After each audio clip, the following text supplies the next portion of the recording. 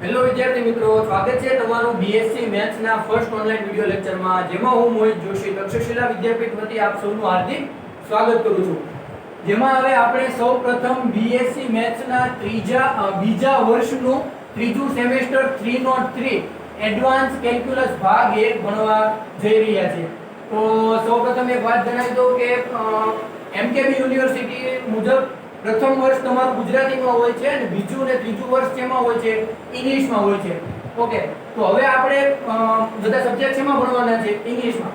તો જેમનું ઇંગ્લિશ થોડું વીક હોય એને થોડીક આમાં વધારે મહેનત કરવાની જરૂર પડશે, પણ મેથ્સમાં આટલી બધી ઇંગ્લિશની કાંઈ જરૂર પડશે નહીં. આ x હોય તો એને ગુજરાતીમાં પણ x જ કહેવાય, હિન્દીમાં પણ x કહેવાય અને ઇંગ્લિશમાં પણ શું કહેવાય છે? x.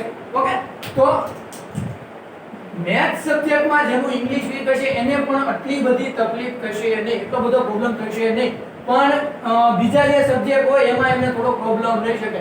તો હવે આમાં પણ આપણે થોડુંક ધ્યાન તો દેવું જ પડશે, કારણ કે ગુજરાતીમાંથી તમે ડાયરેક્ટ ઇંગ્લિશમાં જાઓ છો તો તમારે નવા નવા વર્ડ આવશે, એ તમારે થોડી પ્રેક્ટિસ પાડવી પડશે.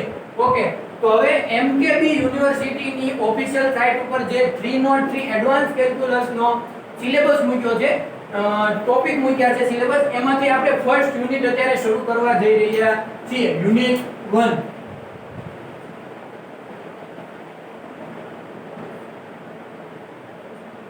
ઓકે, તો યુનિટ 1 ના હું ટોપિક અત્યારે અહીંથી બોલી જાઉં છું, તમારે ખાલી નોટ કરી લેવાના રહેશે. પછી આજે એનો ફર્સ્ટ ટોપિક આપણે શરૂ કરશું અને એના બે ત્રણ દાખલા ગણશું અને નેક્સ્ટ વિડિયો લેક્ચરમાં એના આજ પ્રથમ ટોપિકના તે માત્ર ને માત્ર દાખલા ગણશું. ઓકે, તો યુનિટ 1 છે એનો એના ટોપિક લખી લો તમે. Topic 1 increasing and decreasing function. Note કરતા જાજો. Topic 1 increasing and decreasing function.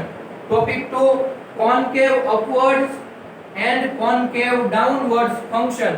Concave upward and concave downward function and points of inflection. Okay, topic 3 છે એનું નામ એસિમ્પટોટ્સ છે. એસિમ્પટોટ્સ એ લખું છું. ટોપિક 3 છે એસિમ્પટોટ્સ. એસિમ્પટોટ્સ મોટો ટોપિક છે, એની અંદર ત્રણ પ્રકાર પડે છે. ભણાવીશ ત્યારે હું તમને વ્યવસ્થિત ટોપિકના નામ લખીશ, પણ અત્યારે ટોપિકના નામ હું જો બધા લખવા રહીશ તો અત્યારે વિડિયો બહુ મોટો બનશે, એટલે હું અત્યારે ટોપિકના નામ ખાલી બોલું છું. એસિમ્પટોટ્સની અંદર પહેલો પ્રકાર આવશે પેરેલલ ટુ કોઓર્ડિનેટ એક્સિસ. પેલો અંદર એની આવશે એસિમ્પટોટ્સમાં પેલું આવશે પેરેલલ ટુ કોઓર્ડિનેટ એક્સિસ, બીજું આવશે ઓબ્લિક ટાઇપ, અને ત્રીજું આવશે એલ્જેબ્રિક મેથડ. ઓકે, તો ટોપિક 4 છે એમાં મલ્ટીપલ પોઈન્ટ્સ, કોમા કરીને types of double points. Topic 4 આવશે મલ્ટીપલ પોઈન્ટ્સ અને ટાઇપ્સ ઓફ ડબલ પોઈન્ટ્સ. ને ટોપિક 5 છે real functions of several variables and their limit and their continuity. Okay, topic 5 એક repeat કરી દઉં છું. Real functions of several variables and their limit and their continuity. Okay, તો હવે આમાંથી જેટલા નોટ ડાઉન તમને વ્યવસ્થિત સમજાણા હોય એટલે કર્યા હોય તો ઠીક છે, બાકી હવે હું તમને વ્યવસ્થિત અંદર સમજાવીશ. તો યુનિટ 303 એડવાન્સ કેલ્ક્યુલસ ભાગ 1 ના યુનિટ 1 નો સૌથી પહેલો ટોપિક મેં શું લખાવ્યો તમને? Increasing and decreasing function. સૌથી પહેલો ટોપિક શું લખાવ્યો? Increasing and decreasing function. તો આપણે સૌપ્રથમ ટોપિક શરૂ કરીએ.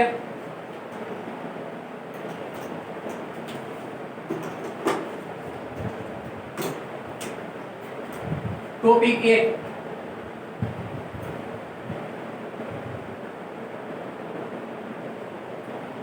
increasing and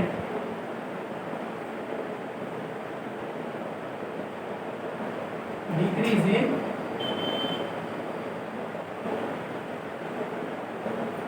okay, તો increasing and decreasing function increasing એટલે વધતું, ઇન્ક્રીઝિંગ એટલે વધતું, ડિક્રીઝિંગ એટલે ઘટતું અને ફંક્શન એટલે વિધેય. ધોરણ 11 અને 12 માં તમે રિલેશન અને ફંક્શન ભણીને આવ્યા છો. એમાંથી રિલેશન એટલે સંબંધ અને વિધેય, સંબંધ એટલે રિલેશન અને વિધેય એટલે ફંક્શન. તો વધતું વિધેય અને ઘટતું વિધેય આ ટોપિક પણ ધોરણ 12 માં તમારે આવી જ ગયો છે. તમારે અત્યારે આમાં શું થયું છે, રિપીટ થયું છે. ઓકે, તો ઇન્ક્રીઝિંગ એન્ડ ડિક્રીઝિંગ ફંક્શન. તો વધતું વિધેય અને ઘટતું વિધેય. તો વધતું વિધેય અને ઘટતું વિધેય આપણે સૌપ્રથમ ગ્રાફની મદદથી જોવાની, ગ્રાફની મદદથી સમજવાની ટ્રાય કરીએ. કે માની લો મારી પાસે એક ફંક્શન છે y બરાબર f ઓફ x. આ y છે એ કોનું ફંક્શન છે, f ઓફ x નું. તો હું અલગ અલગ ચાર ગ્રાફ લઈ લઉં. આ મારી પાસે x અને આ y એક્સિસ કોનું ફંક્શન છે, f ઓફ x. એટલે અહીં શું થશે, f ઓફ x.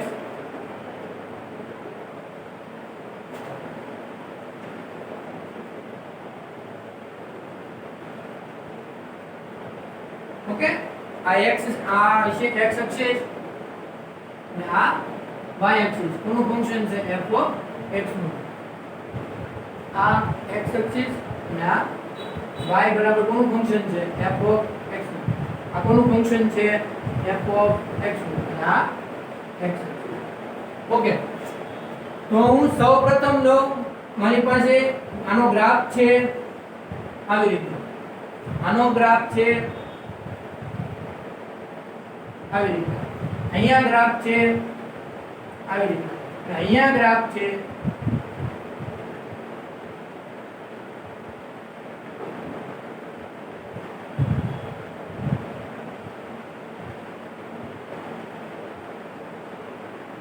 આવી રીતે.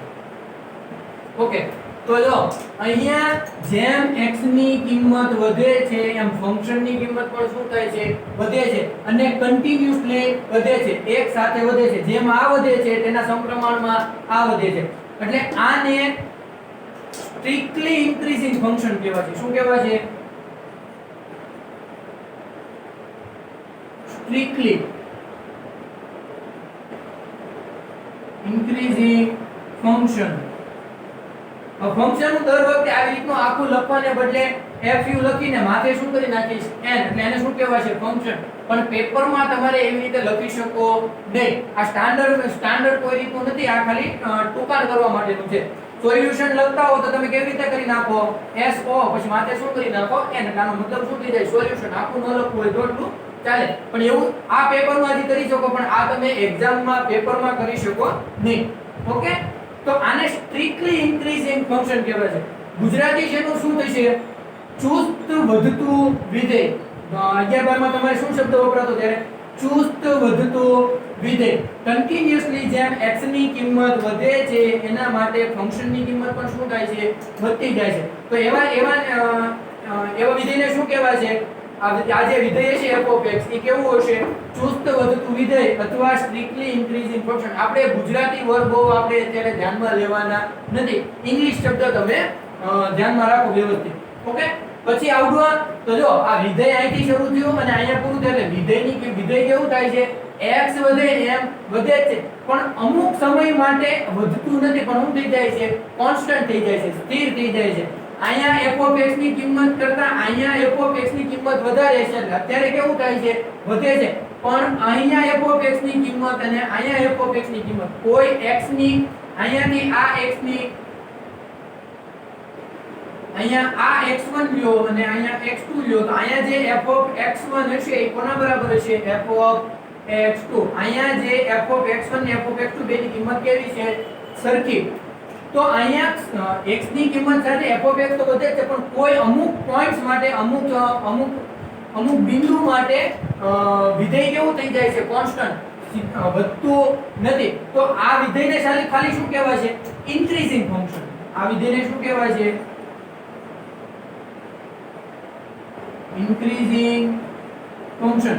અહીંયા કન્ટિન્યુઅસલી વધતું તો એટલે સ્ટ્રિક્ટલી ઇન્ક્રીઝિંગ ફંક્શન કહેવાય છે. અહીંયા વધે તો છે જ તે, પણ અમુક સમયે બે પોઈન્ટ માટે f(x) ફંક્શનની કિંમત કેવી આવે છે આના માટે સરખી. તો આ કેવું કહેવાય છે? ઇન્ક્રીઝિંગ, ખાલી ઇન્ક્રીઝિંગ ફંક્શન. એક ઉદાહરણ આપું તમને. માની લો મારી પાસે છે f(x) = x² + 3. ઓકે, તો હવે હું x ની એવી બે કિંમત લઉં કે જેના માટે f(x) ની કિંમત કેવી આવે સરખી. દાખલા તરીકે જો હું f(2) લઉં, f કેટલા લઉં 2, તો કેટલા આવશે 2 નો વર્ગ 4, 4 ને 3 કેટલા આવ્યા 7. f(-2) લ્યો એકવાર, f(-2) તો માઈનસ નો વર્ગ એ કેવો થશે પ્લસ, એટલે -2 નો વર્ગ +4 ને 4 ને 3 કેવા આવ્યા 7. તો જો તો f(2) અને f(-2) બેની કિંમત કેવી આવી 7. એટલે આ વિધેય કેવું કહેવાય છે? ઇન્ક્રીઝિંગ. પણ સ્ટ્રિક્ટલી ઇન્ક્રીઝિંગ ફંક્શન કહેવાય છે નહીં, કારણ કે f(2) અને f(-2) આ ગ્રાફમાં ગમે ત્યાં f(2) અને અહીંયા ક્યાંક f(-2) હોય, તો f(2) ને f(-2) નીચેની બાજુ છે y માં, y એક્સિસમાં. તો f(2) ને f(-2) માટેની કિંમત કેવી આવે છે સરખી. તો આને માત્ર ને માત્ર કેવું કહેવાય છે? Increasing function. પણ આમાં ક્યાંય ગ્રાફ સ્થિર થતો નથી કે ફંક્શનની કોઈ બે વેલ્યુ માટેની કિંમત સરખી આવતી નથી. એટલે આને સ્ટ્રિક્ટલી ઇન્ક્રીઝિંગ ફંક્શન કહેવાય છે અને આને ખાલી ઇન્ક્રીઝિંગ ફંક્શન કહેવાય છે. ઓકે, હવે આમાં આપણે ઝડપથી જોઈ લઈએ કે આમાં ગ્રાફ શું થાય છે? ઘટે છે. કેવી રીતે ઘટે છે? કન્ટિન્યુઅસલી ઘટે છે. ક્યાંય પણ એની કિંમત સરખી, કોઈ બે પોઈન્ટ માટે x ની કોઈ બે માટે આની કિંમત સરખી હશે નહીં. એટલે આ થઈ જશે strictly decreasing function.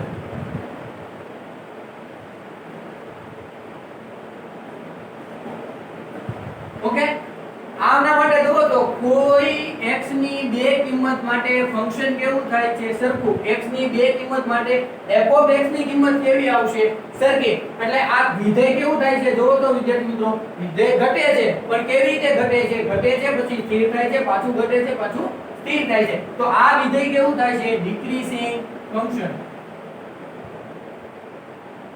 ડિક્રીઝિંગ function. Okay, તો એકવાર ઝડપથી રિવિઝન કરાવી દઉં કે ફંક્શન વધતું હોય, x ની કિંમત માટે f(x) ની કિંમત વધતી હોય અને કોઈ બે વેલ્યુ માટેની કિંમત સરખી ન થતી હોય તો એને સ્ટ્રિક્ટલી ઇન્ક્રીઝિંગ ફંક્શન કહેવાય છે. ઇન્ક્રીઝિંગ ફંક્શન એટલે ખાલી ઇન્ક્રીઝિંગ ફંક્શન એટલે કે વધે છે અને કોઈ બે વેલ્યુ માટે એની કિંમત કેવી f(x) વિધેયની કિંમત કેવી થાય છે સરખી. ઇન્ક્રીઝિંગ ફંક્શન થશે આ થશે સ્ટ્રિક્ટલી ડિક્રીઝિંગ, ને આમાં થશે તમારી બે કિંમત સરખી થાય છે અને વિધેય ઘટે છે પણ કેવું થશે? ખાલી વિધેય ઘટે છે પણ કેવું થશે? ડિક્રીઝિંગ ફંક્શન. ઓકે, તો હવે આપણે સૌપ્રથમ જોઈએ વ્યવસ્થિત રીતે સ્ટ્રિક્ટલી ઇન્ક્રીઝિંગ ફંક્શન, એની વ્યાખ્યા જોઈએ. આ મેં તમને ગ્રાફિકલ રીતે સમજાવ્યું. હવે વ્યવસ્થિત વ્યાખ્યા ડેફિનેશન આધારિત શીખીએ, સમજીએ.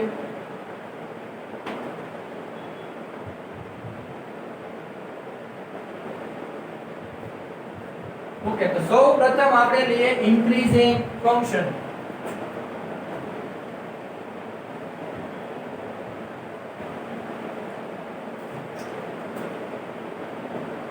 ઇન્ક્રીઝિંગ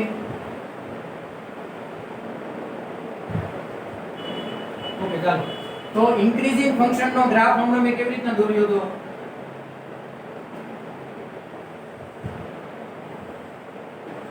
આ x એક્સિસ છે, અહીંયા ઉગમ બિંદુ છે અને આ y એક્સિસ કોનું ફંક્શન છે? f(x) આ x છે અને એનું આવડું ફંક્શન છે. ઓકે, તો ઇન્ક્રીઝિંગ ફંક્શન હું ભણાવું છું અત્યારે. તો ઇન્ક્રીઝિંગ ફંક્શન માટે આપણે ગ્રાફ લઈએ આવી રીતનું. અહીંયા આ ગ્રાફ વધે છે. ઓકે, તો અહીંયા હું કોઈ રેન્જ લઈ લઉં કે આ પોઈન્ટ માની લો મારી પાસે શું છે? a છે અને આ જ્યાં ગ્રાફ પૂરો થાય છે એ રેન્જ શું છે મારી? b. ઓકે, અમે એક વધતું વિધેય લીધું છે, x નું f(x) વધતું વિધેય લીધું છે. અમે એક રેન્જ લઈ લીધી, બાઉન્ડ્રી લઈ લીધી છે. ઓકે, તો હવે હું બે પોઈન્ટ લઉં. અહીંયા ગ્રાફ ઉપર બે કોઈ પોઈન્ટ લઉં. માની લો આની કિંમત કેટલી છે? x અક્ષ ઉપર આની કિંમત કેટલી છે? x1. અહીંયા આની કિંમત કેટલી છે? x2. ઓકે, આ x1 છે અને આ x2. તો એની અહીંયા x ની જગ્યાએ x1 લીધું, અહીંયા x હતું તો અહીંયા f ઓફ x છે, હું અહીંયા x1 લઉં તો આની કિંમત અહીંયા શું થશે f ઓફ x1, અહીંયા આની કિંમત શું થશે આ પોઈન્ટ ઉપર f ઓફ x2. ઓકે ખબર પડી? x1 હોય ત્યારે ફંક્શનની કિંમત કેટલી થાય f ઓફ x1 અને x2 હોય ત્યારે ફંક્શનની કિંમત શું હશે f ઓફ x2. ઓકે તો હવે જો હું એની વ્યાખ્યા લખું છું, સૌપ્રથમ હું શું લઉં ઇન્ક્રીઝિંગ ફંક્શન, પછી હું લેશું આપણે સ્ટ્રિક્ટલી ઇન્ક્રીઝિંગ ફંક્શન. તો જો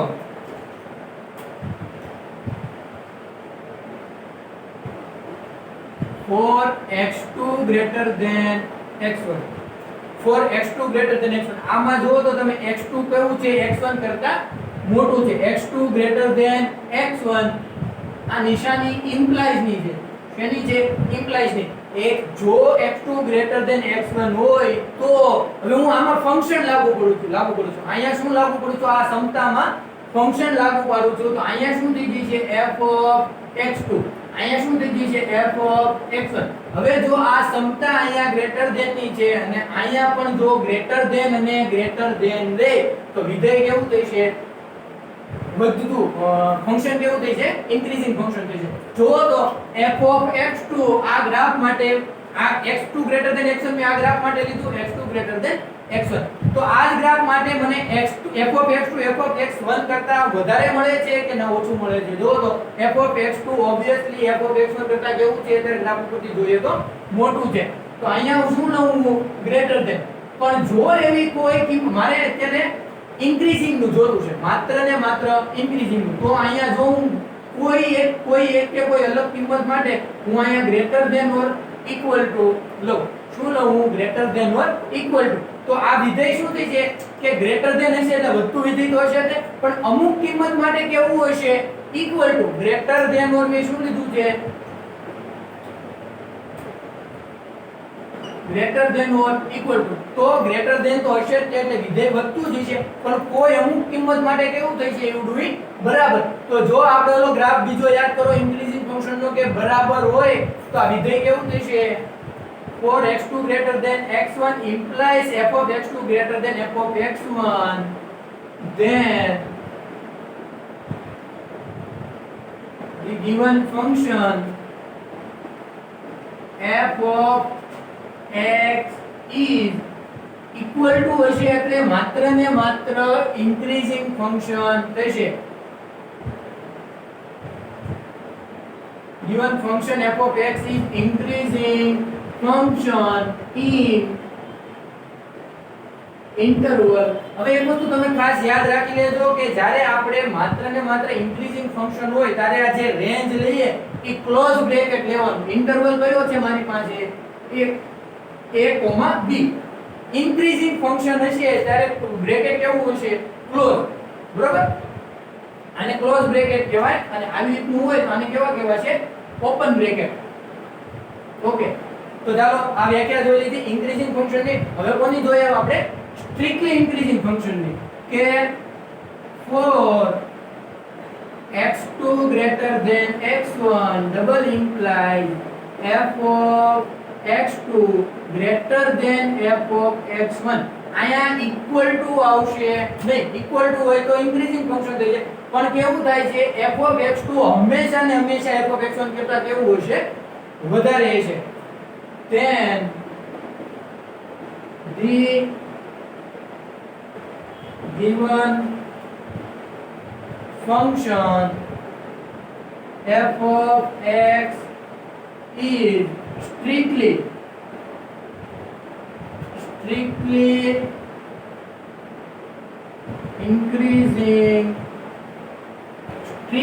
increasing function હશે. ગ્રેટર ધેન હોય ત્યારે greater than or equal to હશે. ઇન્ટરવલ કયો લેવાનો? Increasing function in interval. Increasing function હશે ત્યારે તમારે ક્લોઝ બ્રેકેટ લેવાના છે એટલે તમે આમાં a અને b ની કિંમત લઈ શકો. પણ જ્યારે તમે સ્ટ્રિક્ટલી ઇન્ક્રીઝિંગ ફંક્શન ની વાત કરતા હશો ત્યારે તમે a અને b ની કિંમત લઈ શકો નહીં. ક્લોઝ બ્રેકેટ નો મતલબ a a આ ક્લોઝ બ્રેકેટ એટલે a અને b લઈ શકો નહીં, પણ a અને b ની વચ્ચેની તમામ કિંમતો લઈ શકો. ઓકે, તો ઝડપથી ફરીથી રિવિઝન કરી દીધું મેં. આ એક ઇન્ક્રીઝિંગ ફંક્શન તમને જે ગ્રાફ સમજાવ્યો તેની ઉપરથી એનો ગ્રાફ લીધો, એક રેન્જ લઈ લીધી, x1 x2 કિંમત લીધી, એને અનુરૂપ એને અકોર્ડિંગ આ એક f of x ને f of x1 ને f of x2 લઈ લીધું. x2 greater than x1 માટે જો સમતા કેવી લે, અહીંયા x2 greater than x1 લખ્યું છે તો અહીંયા f of નહીં x1 જ લખશું, બરાબર તમે અહીંયા લઈ શકો. f of x2 greater than or equal to x1 માટે જો સમતા આમનામ રે ચેન્જ થાતો નથી, ગ્રાફ ઉપરથી આપણે જોઈ શકીએ છીએ, તો એ વિધેયને કેવું કહેવાય છે? Increasing function. અને જો માત્ર ને માત્ર કેવું હોય, વધે જ તે, ક્યાંય ઇક્વલ થતું હોય નહીં, તેને કેવું કહેવાય છે? Strictly increasing function. બે વસ્તુ યાદ રાખવાની, અહીંયા ક્લોઝ બ્રેકેટ આવશે અને અહીંયા ઓપન બ્રેકેટ આવશે. આમાં તમે a અને b ની કિંમત લઈ ન શકો, એમાં તમે a અને b ની કિંમત લઈ શકો. ઓકે, તો આ હતું ઇન્ક્રીઝિંગ ફંક્શન ની ડેફિનેશન અને આ હતી સ્ટ્રિક્ટલી ઇન્ક્રીઝિંગ ફંક્શન ની ડેફિનેશન. ઓકે, એની નેસેસરી કન્ડિશન આવશે એ આપણે હજી હમણાં થોડીક વાર જોઈ લઈશું, પણ એની પહેલા આપણે હવે શું જોઈ લઈએ? સ્ટ્રિક્ટલી ડિક્રીઝિંગ ફંક્શન વિશે જોઈ લઈએ. તો હવે ગ્રાફ પૂછી નાખું.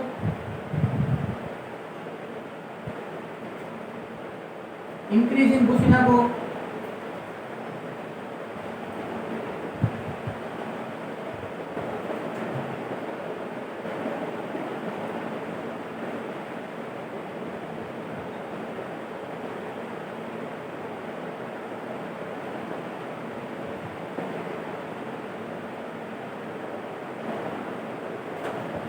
ઓકે, ચાલો તો હવે આપણે જોઈએ છીએ ડિક્રીઝિંગ ફંક્શન.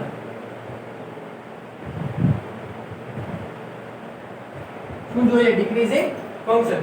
ઓકે, તો એનો સૌપ્રથમ આપણે ગ્રાફ લઈ લઈએ. ડિક્રીઝિંગ ફંક્શન નો ગ્રાફ કેવી રીતના હતો કે વિધેય શું થતું હોય? સતત ઘટતું હોય. ઓકે,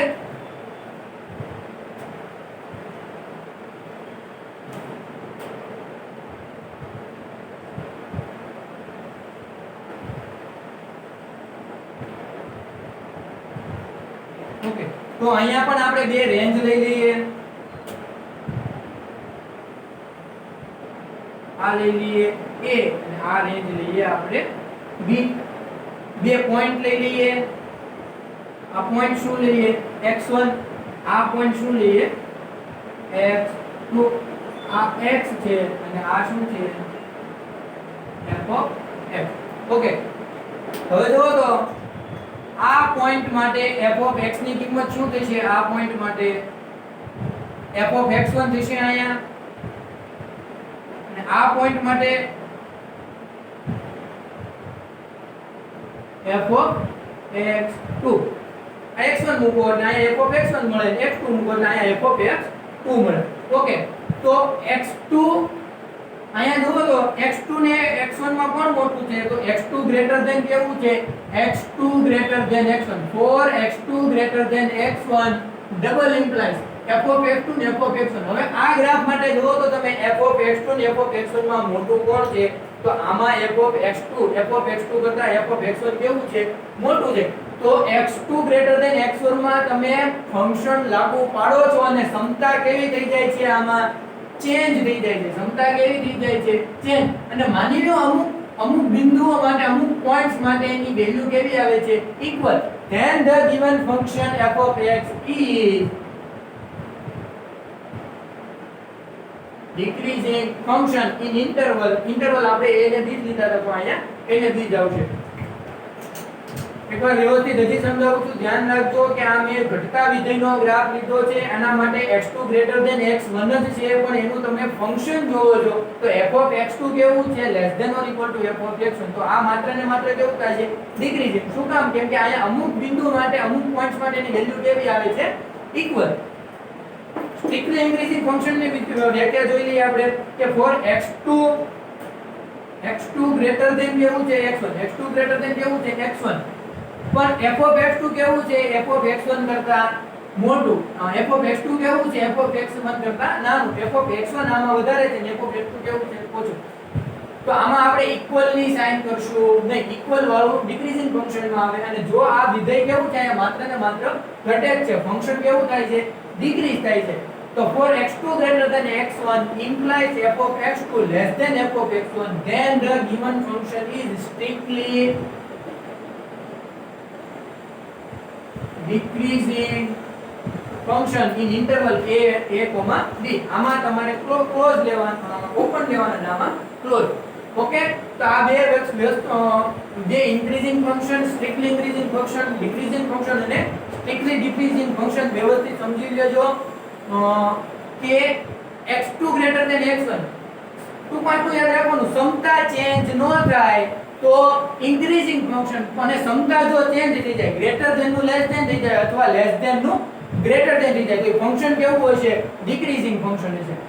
હવે કોઈ પણ કિંમત માટે જો એની કિંમત ઇક્વલ થતી હોય તો એ સ્ટ્રિક્ટલી કહેવાશે નહીં, એ ડિક્રીઝિંગ અથવા ઇન્ક્રીઝિંગ થશે.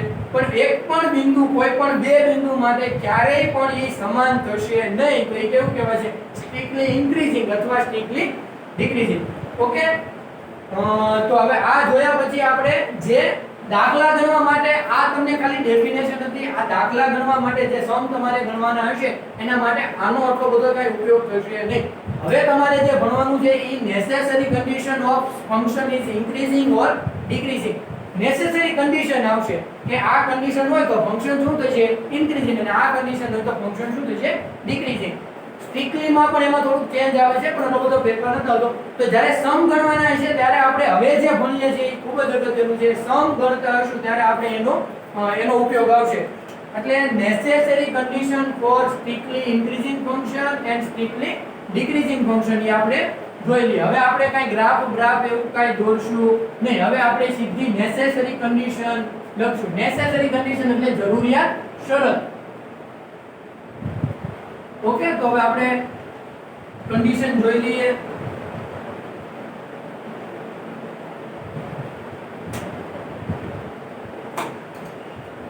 ઓકે,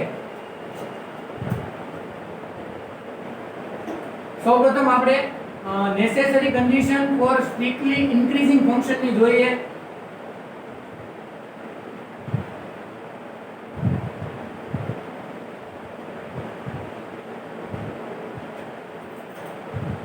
necessary condition for અત્યારે increasing function લખું ખાલી increasing function, પછી અંદર આપણે strictly increasing function નું પણ જોઈ લઈશું. ઓકે, તો અહીંયા આપણે ફંક્શન અત્યારે f of x જ લેશું. તો જો a function f of x is increasing function. Function f of x increasing function થશે ક્યારે? a function f of x is increasing function if જો f prime of x, f dash of x આપેલા વિધેયનું x ની સાપેક્ષે કેટલી વાર વિકલન કરવાનું? એક. પ્રથમ વિકલન જો ગ્રેટર ધેન 0 આવે. કેવું આવે? Greater than 0. પ્રથમ વિકલન 0 કરતા મોટું હોય. a given function f of x is increasing function if f prime of x greater than 0, then the given function is increasing function. Given function is increasing function in interval. કયા ઇન્ટરવલમાં? તો યાદ કરો, જ્યારે મેં ઇન્ક્રીઝિંગ ફંક્શન લીધું હતું ત્યારે મેં ક્લોઝ બ્રેકેટ લીધા હતા. અહીંયા પણ હું કોક રેન્જ શું લઈ લઉં છું? a, b. ઇન્ટરવલ મેં શું લીધો? a, b. પણ તો મારે કેવો કરવા પડે? મારે ક્લોઝ બ્રેકેટ કરવા પડે. માત્ર ને માત્ર શું લીધું છે અત્યારે મેં? Increasing function. હવે હું લઈ લઉં સ્ટ્રિક્ટલી ઇન્ક્રીઝિંગ ફંક્શન. તો સ્ટ્રિક્ટલી ઇન્ક્રીઝિંગ ફંક્શન માં વ્યાખ્યા સેમ ટુ સેમ રહેશે. માત્ર ને માત્ર આ ક્લોઝ બ્રેકેટ ની બદલે શું આવી જશે? Open bracket. a given function f of x is strictly increasing function. તમે લખી નાખજો તેનો ફોટો, અત્યારે બહુ ટાઈમ વેસ્ટ કરતો નથી. a given function f of x is strictly increasing function if f prime of x greater than 0. Increasing જ function છે તો f પ્રાઇમ ઓફ x તો હંમેશા શું આવશે greater than 0 then the given function is strictly increasing function in interval a b આમાં interval કેવો લઈશું close break open bracket strictly increasing માં ક્લોઝ ઓપન બ્રેકેટ આવશે અને ખાલી ઇન્ક્રીઝિંગ ફંક્શન માં કેવું આવશે ક્લોઝ બ્રેકેટ ઓકે તો એ તમે થોડું વ્યવસ્થિત લખી નાખજો નોટ ડાઉન કરી લેજો એટલે તમારી પાસે વ્યવસ્થિત રહે હવે હું શું લો necessary condition for decreasing function આનું જોડે જોડે લખી નાખું necessary condition for increasing function and decreasing function okay તો ઇન્ક્રીઝિંગ ફંક્શન ની અને સ્ટ્રિક્ટલી ઇન્ક્રીઝિંગ ફંક્શન ની બે ડેફિનેશન મેં તમને નેસેસરી કન્ડિશન મેં તમને જણાવી દીધી હવે હું તમને નેસેસરી કન્ડિશન ફોર સ્ટ્રિક્ટલી અને ડિક્રીઝિંગ બે ફંક્શન ની ડેફિનેશન જણાવું એ given function f of x is decreasing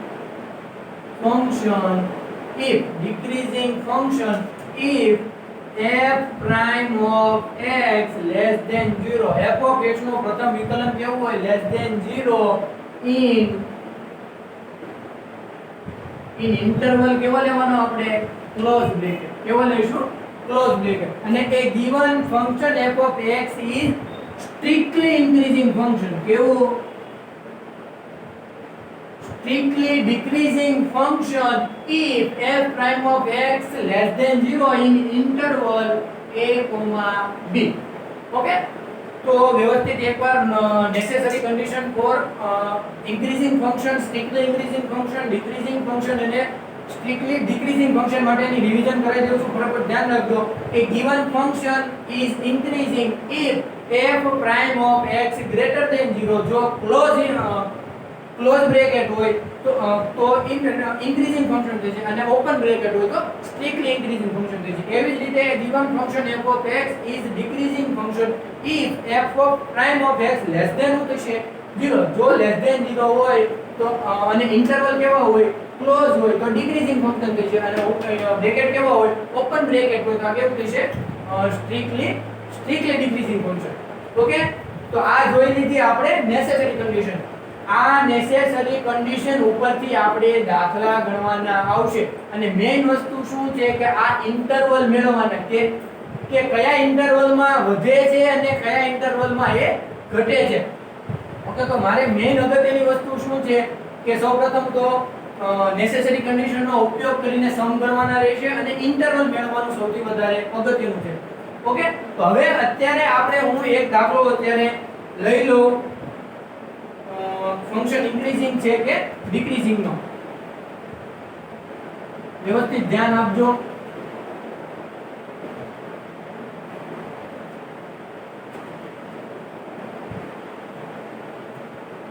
થોડી પ્રેક્ટિસ પાડશો એટલે આ બધા ઇંગ્લિશ વર્ડ તમને ધીમે ધીમે ફાવવા મળશે તમને એની પ્રેક્ટિસ થઈ જશે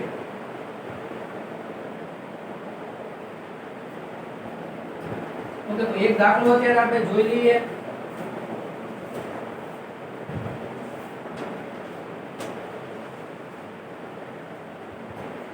find the interval in which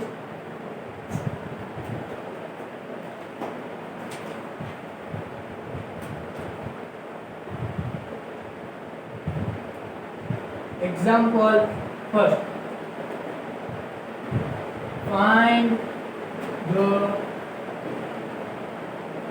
interval in which the given function f of x the given function f of x આપણને ક્યાંક ફંક્શન આપ્યું છે શું આપ્યું છે 3x raised to 4 minus 4x cube minus 12x square વત્તા plus 5 okay find the interval in which the given function f of x is strictly increasing function and પ્રથમ પૂછ્યું છે સ્ટ્રિક્ટલી ઇન્ક્રીઝિંગ ફંક્શન અને બીજું સ્ટ્રિક્ટલી ડિક્રીઝિંગ ફંક્શન.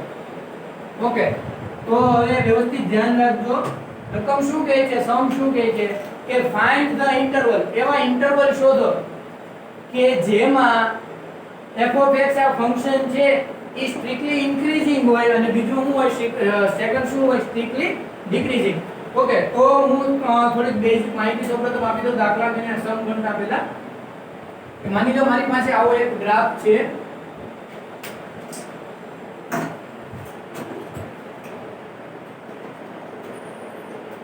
જેમાં આ graph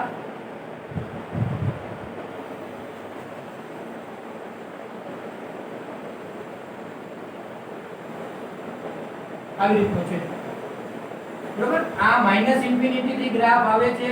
અહીંયા સુધી શું થાય છે, ગ્રાફ વધે છે. અહીંયા સુધી આલેખ શું થાય છે, વધે છે.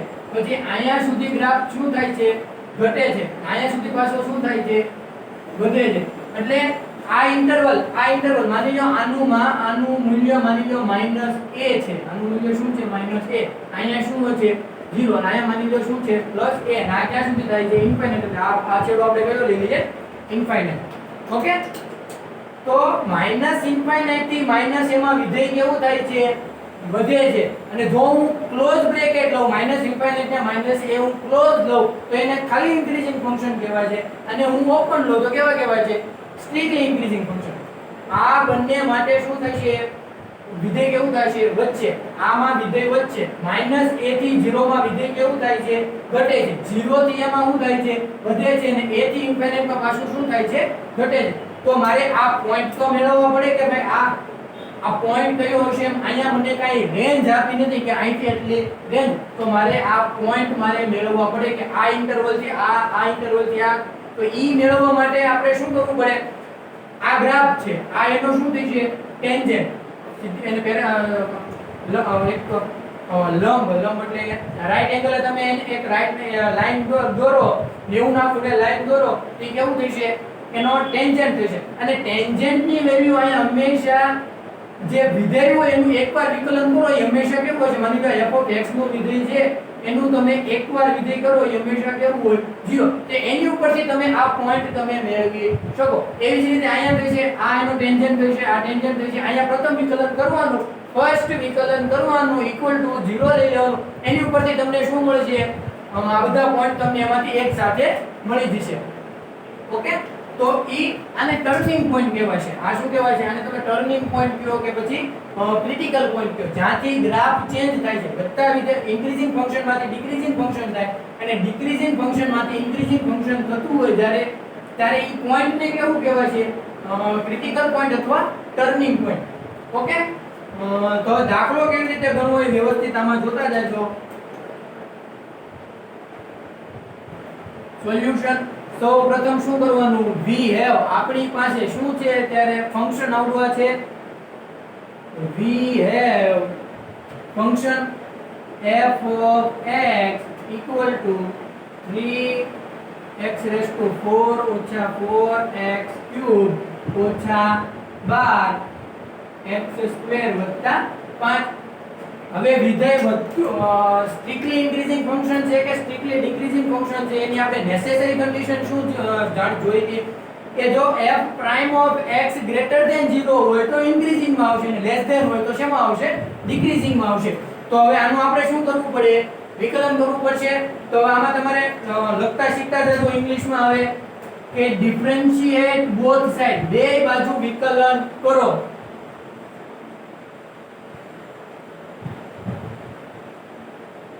differentiate both side, differentiate કરી નાખવાનું છે. આનું શું કરવાનું છે, differentiate. f of x નું શું થશે, પ્રથમ વિકલન f prime of x, આનું કરો એક ઘાત, આ ઘાત હોય તે આગળ અને એક ઘાત શું થઈ જશે એમાંથી બાદ 4 તેરી 12x નો ઘન ઓછા 4 તેરી 12x નો વર્ગ ઓછા 12 દુ 24x અને 5 કોન્સ્ટન્ટ છે એક છે નહીં માટે એનું વિકલન શું થશે 0. ઓકે, તો મેં સૌપ્રથમ શું મેળવી નાખ્યું f prime of x 12x નો ઘન ઓછા 12x નો વર્ગ ઓછા 24x. ઓકે, હવે મારે આમાં કઈ તમને રેન્જ આપી નથી. x ની કિંમત અત્યારે તમને કાઈ પણ ખબર છે નહીં, તો અત્યારે તમે સીધું ઈ વધતું વિધેય છે કે ઘટતું વિધેય છે કહી શકો નહીં. પણ મારે એના માટે શું મેળવવા પડે? ઇન્ટરવલ. અને ઇન્ટરવલ મેળવવા માટે મેં તમને હમણાં ગ્રાફ દોરીને શું કીધું છું? f પ્રાઇમ ઓફ x છે એ તમારે શું લઈ લેવાનું? 0 લઈ લેવાનું. 0 લઈ લો, એમાંથી પછી જે તમને f પ્રાઇમ ઓફ x બરાબર તમે 0 લઈ લો અને જે 0 લઈ લીધા પછી તમને જે મળે ઈ તમારા શું થઈ જશે? પોઈન્ટ મળે ઈ તમારા શું થઈ જશે? ઇન્ટરવલ. એને તમારે સંખ્યા રેખામાં દર્શાવવાની. ઈ આપણે આગળ જોઈએ. ઓકે, તો સૌપ્રથમ હું x પ્રાઇમ બરાબર શું લઉં? 0. તો ઇંગ્લિશમાં કેવી રીતે લખાશે?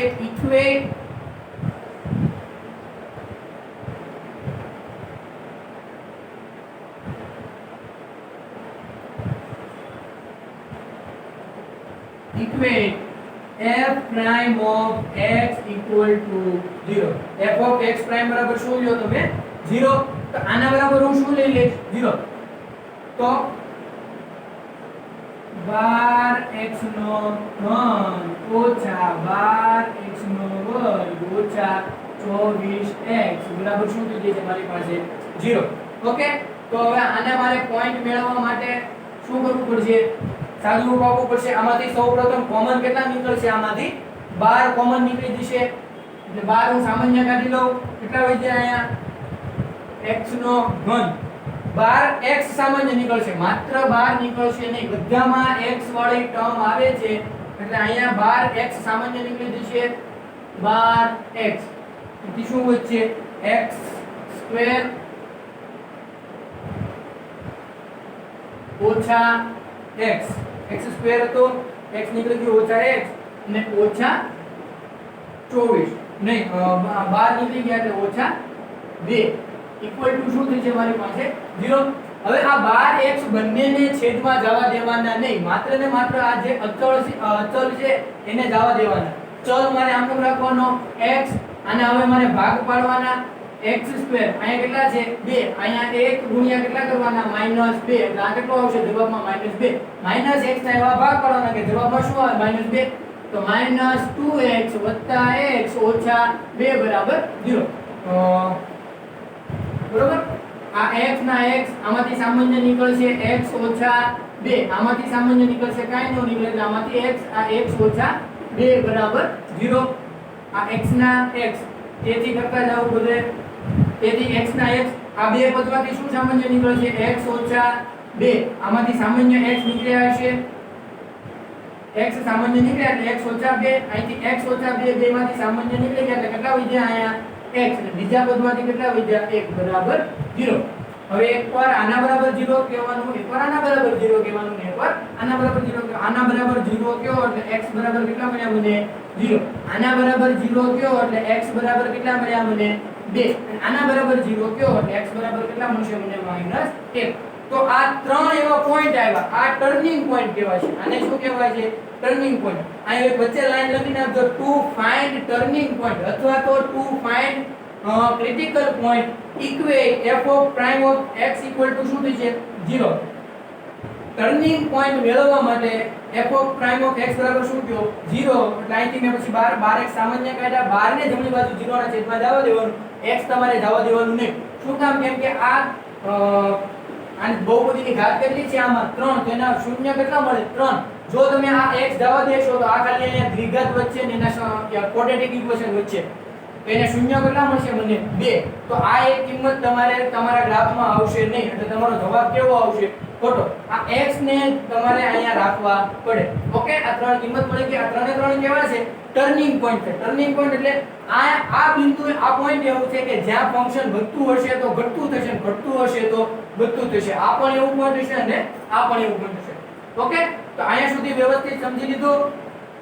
હવે આગળ વધીએ. હવે મારે આ ત્રણે ત્રણ ને શેમાં દર્શાવવાના? નંબર લાઈન, સંખ્યા રેખા. તમે જે 8 9 10 માં ભણતા સંખ્યા રેખા એમાં તમારે દર્શાવવાનું. ઓકે, તો આ બધું નોટ ડાઉન કરી લેજો. હું અહીંયાથી ઇરેઝ કરી નાખું છું.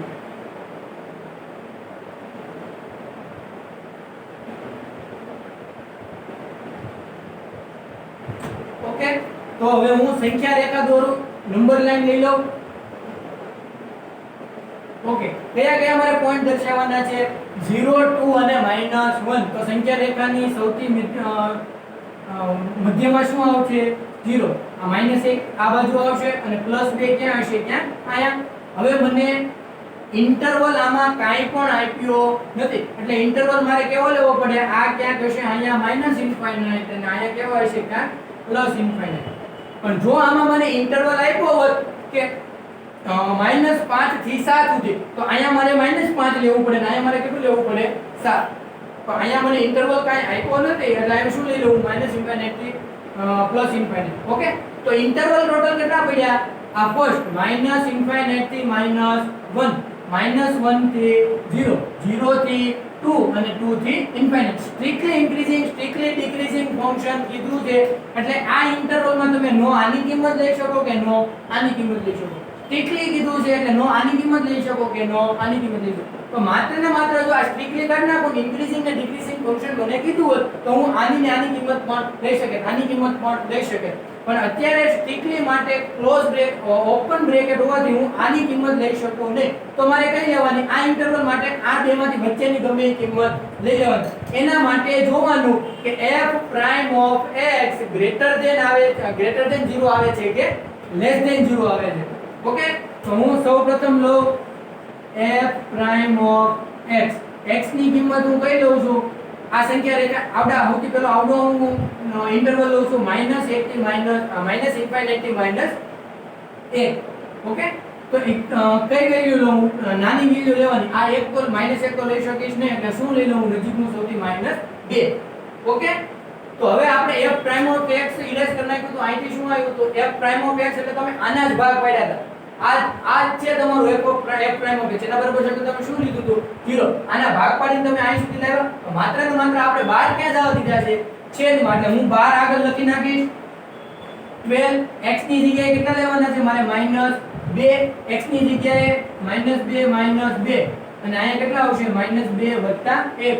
હંમેશા આમાં તમારે -2 ની કિંમત મૂકવા જવાય નહીં, કેમ કે એનું સાદુરૂપ કેવું થઈ જશે? અઘરું. અહીંયા તમે -12 નો વર્ગ કરો, 144 લાવો, +12 મૂકો, -2 મૂકો. એના કરતા તમે અહીં ઓલરેડી ભાગ પાડી દીધા છે. એક ખાલી ખાસ ધ્યાન રાખવાનું, અહીંયા 12 મૂકવાના ભૂલવાના નહીં. અને 12 મૂકવાના ભૂલી જાવ તોય કાઈ વાંધો નહીં. શું કામ? કેમ કે આપણે ખાલી જવાબ સાથે મતલબ નથી, આપણે ધન છે કે ઋણ છે એટલું એટલી તે ઇમ્પોર્ટન્ટ છે. ઓકે, તો કરો તો જુઓ તો 12 દુ 24 પણ કેવા થશે? આ -24. -2 કેટલા થાય? -4. અને -2 +1 એટલે કેટલા થશે? -1. હવે આ માઈનસ કેવું થઈ ગયું? પ્લસ. હવે આ એક તો માઈનસ ગયા, 24 ચોક કેટલા થશે? 96. પણ કેવા? માઈનસ. એટલે આનો જવાબ કેવો આવ્યો? Less than 0. તો આ ઇન્ટરવલમાં f પ્રાઇમ ઓફ x કેવું મળ્યું મને? Less than 0. તો આ ફંક્શન કેવું હશે? ડિક્રીઝિંગ ફંક્શન હશે. સ્ટ્રિક્ટલી આ તમે ઇન્ટરવલ લ્યો એટલે કેવું થશે? Strictly decreasing function. હવે અત્યારે હું તરત લખી નાખીશ નહીં, અત્યારે હું આવી નિશાની કરી નાખીશ એટલે મને જેથી યાદ રહે. હવે અત્યારે આપણે પહેલા આખો દાખલો કરી નાખશું અને છેલ્લે લાસ્ટમાં લખી નાખશું કે આને આ ઇન્ટરવલમાં વધે છે અને ઘટે છે અને આ ઇન્ટરવલમાં વધે છે. હવે આ જો આવડો આનો કેવો પોઈન્ટ હોય? ક્રિટિકલ પોઈન્ટ હોય તો અહીંથી અહીંયા વધતું હોય તો ઓબવિયસ વસ્તુ છે. હવે આમાં શું થશે? વચ્ચે આ ક્રિટિકલ પોઈન્ટ હશે તો અહીંયા વધતું હતું, તો અહીંયા ઘટતું હતું તો અહીંયા વધ્યું. હવે આ ક્રિટિકલ પોઈન્ટ પછી તો વધતું હોય તો શું થઈ જશે? ઘટશે. અને આ ઘટતું હશે તો શું થઈ જશે? હવે વધશે. પણ આપણે સીધું એવી રીતે દર્શાવી દેશું નહીં, આપણે તમને દાખલો ગણવો પડે. ઓકે, તો હવે આપણે બીજો ઇન્ટરવલ લઈ લઈએ.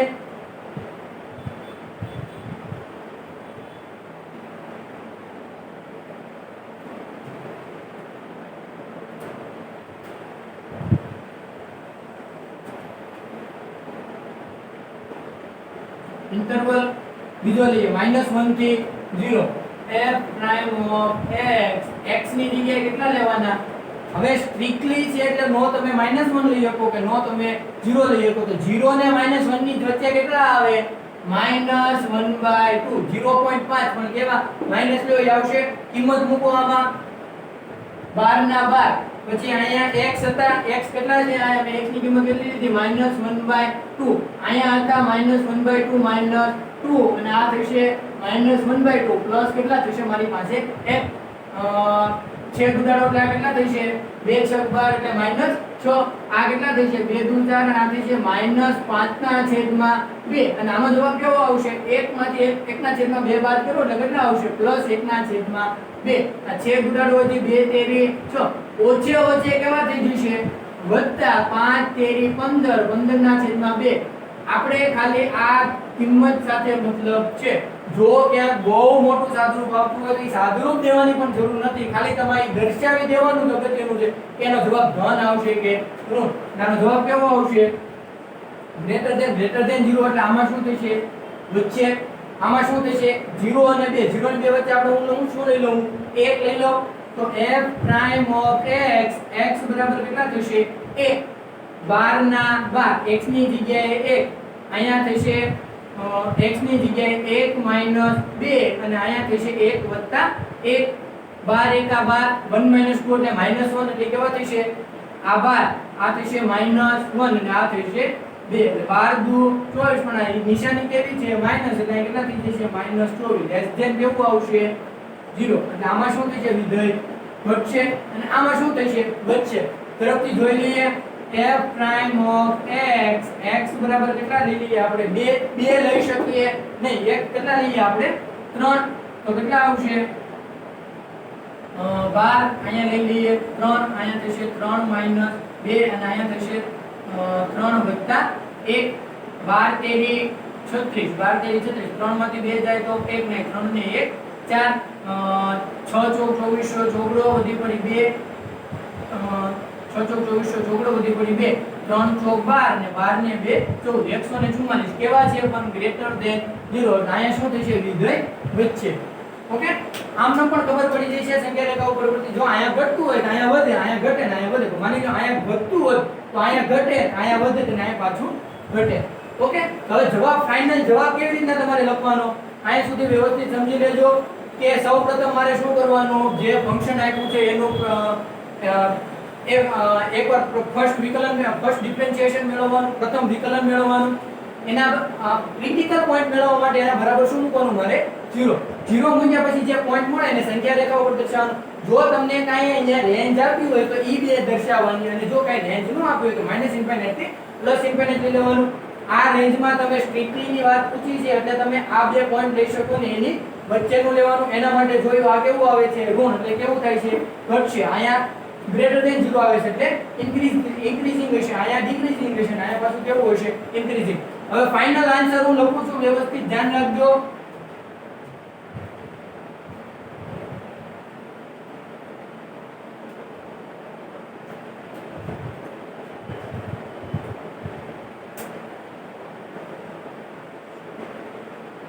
given function કયું ફંક્શન છે f of x આખું નો લખો તો ચાલશે f of x is strictly increasing strictly increasing function in intervals કયા ગયા -∞ to -∞ to -1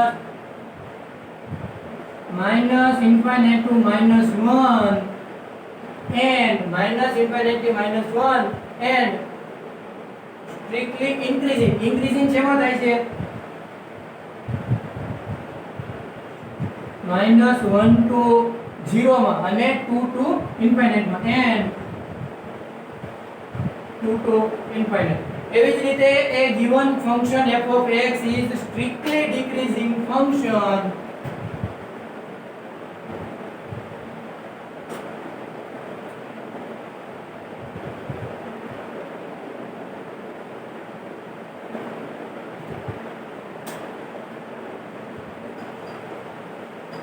given function f of x is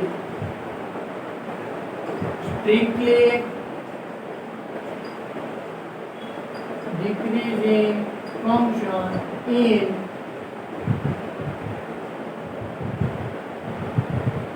interval. કયા કયા ઇન્ટરવલમાં ઘટે છે? -∞ to -1, -∞ to -1 and 0 અને 2.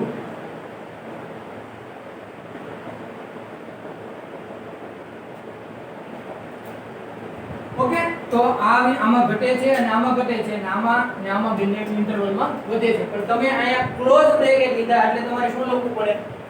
ઓપન બ્રેકેટ લીધા એટલે આમાં તમારે શું લખવું પડે? સ્ટ્રિક્ટલી ઇન્ક્રીઝિંગ અને સ્ટ્રિક્ટલી ડિક્રીઝિંગ. તમને સ્ટ્રિક્ટલી તે પૂછ્યું કે એટલે આમાં તમે જ્યારે કિંમત મૂકો છો ત્યારે આની વચ્ચેની કોઈ પણ કિંમત મૂકવાની. આ -1 ને ∞ લઈ શકો નહીં. ઓકે, તો આજે આપણે સ્ટ્રિક્ટલી ઇન્ક્રીઝિંગ અને સ્ટ્રિક્ટલી ડિક્રીઝિંગ ફંક્શનની ગ્રાફ ઉપરથી માહિતી મેળવી, એની નેસેસરી કન્ડિશન મેળવી અને એક દાખલો જોયો. હવે આ દાખલામાં તમારે કોઈ ઇન્ટરવલ નથી આવ્યો અને કેવું છે? પોલિનોમિયલ છે એટલે બહુપદીના સ્વરૂપનું છે. sin x ને cos x ને tan x ને એવા જે આવ્યા નથી. એના માટે પણ થોડું ઘણું બદલાતું રહેશે, પણ મેઇન વસ્તુ તો આ છે કે સૌપ્રથમ તમારે પ્રથમ વિકલન મેળવવાનું. ફર્સ્ટ ડેરિવેટિવ મેળવ્યા પછી એને ઇક્વલ ટુ 0 કહેવાનું, પછી એના ક્રિટિકલ પોઈન્ટ મેળવવાના, એને સંખ્યા રેખા ઉપર દર્શાવવાના. જો તમને રેન્જ આપી હોય તો લખી નાખવાની, નકર -∞ થી +∞ કરી નાખવાનું અને તમારે એ રેન્જની વચ્ચે તમારે શું કરી નાખવાની? એની કિંમત જોવાની કે f prime of x greater than 0 થતું હોય તો ઇન્ક્રીઝિંગ હશે અને લેસ ધેન 0 હશે, લેસ ધેન 0 હશે તો ડિક્રીઝિંગ હશે. ઓકે, તો હવે આ વિડિયો લેક્ચર પૂરતું અત્યારે રાખીએ. હવે બીજા વિડિયો લેક્ચરમાં આપણે એક દાખલો ગણ્યો તો આના નાના આપણે લગભગ હવે 2 વિડિયો લેક્ચર આના તે દાખલા લગભગ ગણવાના રહેશે. આ વિડિયો ઓકે, તો કીપ લર્નિંગ.